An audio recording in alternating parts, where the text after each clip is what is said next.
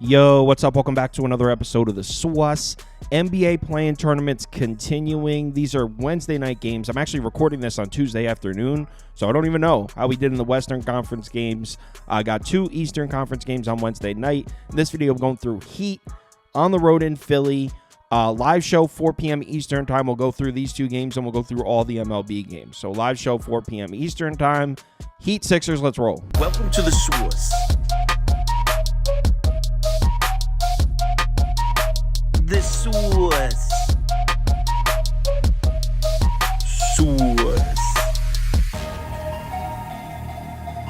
Hey, get the SWUS. All right, so like I said, we got Heat on the road in Philly, the 7 seed versus 8 seed. So this is not an elimination game. Winner of this game gets the 7 seed. Loser plays the winner of the 9-10 game, and the winner of that game gets the 8. That's how it works. Looks like the Sixers are laying 4.5 points at home. The total sitting at 207. Let's take a quick look at the spreadsheet, and according to the model, we should see a 4-point Sixers win. Final score 111-107 Philly. Injuries and inactives, and we'll start with Miami. Terry Rozier is on the injury report. He's listed as questionable. Kevin Love is also listed as questionable. Duncan Robinson on the report as well. He's listed as questionable. So a few pieces on the report for the Heat. On the Philly side, Joel Embiid's on there. He's listed as probable. Obviously, we expect Embiid to play. DeAnthony Melton actually listed as questionable. Is Melton coming back? I didn't even know that there was a chance he was coming back. So it looks like Melton might be returning. Update. So after I recorded this, I looked at RotoWire again, and DeAnthony Melton is not questionable. I don't know if I saw it wrong or they switched it. DeAnthony Melton is out, and Joel Embiid is actually listed as questionable. Now, I'm assuming he's going to play, but when I looked this morning, he was probable. Now I'm looking, it says questionable, so we'll have to wait and see. Robert Covington's still out for the Sixers. Betting trends on the Miami side. 6-3-1 against the number in their last 10 games, so the Heat have been covering the spread, and they've really been doing it on the road. 4-0-1 against the spread in their last 5 road games. But on the Sixers side, all positive here. Philly's been the most profitable team in the NBA recently. 14-2 against the spread in their last 16 games, including 10 covers in a row. 10-0 against the spread in their last 10. So Philly coming into this red hot against the number. We also have to mention that this Philadelphia team has beaten the Heat twice in the last month. Once on March 18th, that was in Philly. 98-91 Sixers was the final score there. And then they played again on April 4th. This one was in Miami. 109-105 Sixers. So Philly has beaten Miami twice in the last month. So let's match these 2 teams up on the court. We'll start with some net efficiency numbers in the last 10 games. These have been 2 of the best teams in the NBA recently. In overall efficiency, we're talking 1st and 3rd in the league in the last 10. Now, we do have to mention that neither of them have really played anybody. They're 29th and 26th in strength of schedule in that span. So both playing great basketball, both playing a little bit of a weaker schedule. Look at the defensive ratings from these 2. 1st and 2nd in the league in the last 10 games. So obviously, we're looking at a matchup between 2 red-hot defenses, 2 of the best defenses in the league right now. So why don't we start by taking a look at how these teams have performed against really good defenses recently. Miami has seen 3 great defenses in the month of April. On April 2nd, at home against the Knicks, they won by 10. They won comfortably and covered 109-99. On April 4th, they saw the Sixers. Obviously, we know they lost that game 109-105 at home. And then on April 10th, again at home, they got crushed by Dallas, 111-92, and the Mavs were playing a meaningless game too. That was an ugly loss. The Sixers have only played 2 games against great defenses in the month of April. First one being at Miami, the game we've referenced twice already.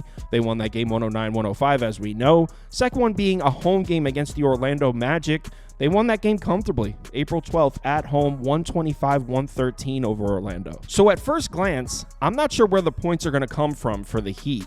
I mean, Philadelphia has been elite protecting the interior since Embiid's been back. In the last 5 games, they're 1st in defensive efficiency in the paint, 2nd at the basket. Been the best interior defense on paper in the NBA in that span.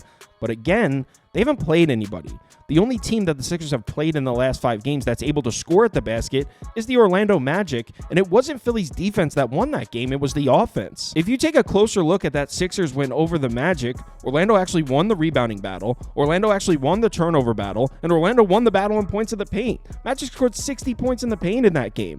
It was 3-point shooting that won that game, 29.6% to 48.6% for Philly. Orlando is an offense that wants to get to the rim and score on the interior, and you know what? They got what they wanted in that game, 60 points in the paint. Now, I'm not saying I expect the Miami Heat offense to go off, but Orlando's offense has been pretty bad recently, and they scored 113 points on the road in Philly with 60 in the paint. It was Philadelphia's red-hot outside shooting that got them the win there. which is why, in my opinion, the game's going to be decided right here. Philly's been great shooting the outside shot recently, but let's be honest, they've been hitting threes on some pretty bad opponents. Miami's first in defensive efficiency in the last 10 games against both the above the break and the corner three. The Heat have been locking down the perimeter. And you know what? We saw it a couple weeks ago in Miami. Philadelphia did not beat the Heat with three-point shooting. The Heat turned the ball over 17 times. That's how they lost.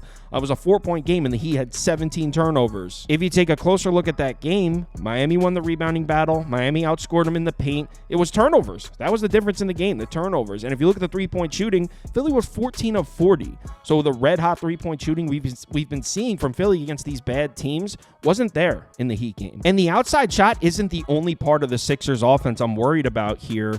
Philly's been pushing the tempo recently. There was a stretch back in January, February where the Sixers really slowed down their pace. They were one of the slowest paces in the NBA for a little while there. They're moving back towards the fast break recently. Since March 15th, they're 6th in frequency, 1st in efficiency. So the fast break has become a very important part of Philly's offense. One of Miami's biggest defensive strengths is preventing you from running the fast break. Since March 15th, they're 6th in frequency, 4th in efficiency, and they've been top 5 in the NBA all season. So the fast break's been there for Philly against these bad teams. Not going to be there in this one against the Heat. I really don't like this matchup for Philadelphia's offense at all. Spoelstra's a genius at taking away exactly what you want to do offensively. I don't expect the three-point shot to really be there for Philly. I don't expect the fast break to really be there for Philly. Now, Joel Embiid is obviously a monster, but Bam Adebayo is one of the best on-ball defensive bigs in the league. Now, he's not going to hold Embiid to nothing. Embiid's going to get his points, but in his last 6 games against the Miami Heat, Joel Embiid just 24.7 points per game on 48.6% field goals. Obviously, those are great numbers, but by Embiid standards, that's not enough to win the game by himself. Look, I don't love the matchup for the Heat offense at all, but this is going to be a really tough one for Philadelphia's offense. I think Spoelstra's going to have his guys ready. They're going to be well prepared for this game, and I think it's going to be a defensive game that comes down to the wire. So I feel more comfortable holding 4.5 points in my pocket. I think Miami has a good shot to win this one outright. So I'm on the Heat here, plus 4.5. If you want my top bets for NBA or MLB or all of our top bets from the whole staff here, head over to KyleKirms.com. It's right there on the homepage. There's also a link to join our Discord right on the homepage as well if you're interested. Let's have ourselves a nice Wednesday. Hopefully by the time you're watching this, I had a winning Tuesday night. Not crazy about the Tuesday night games, though. They're awesome games, but betting value-wise, I'm not crazy about them. Hopefully we have a good one, though. Remember to bet responsibly, and I'll talk to you in the Discord.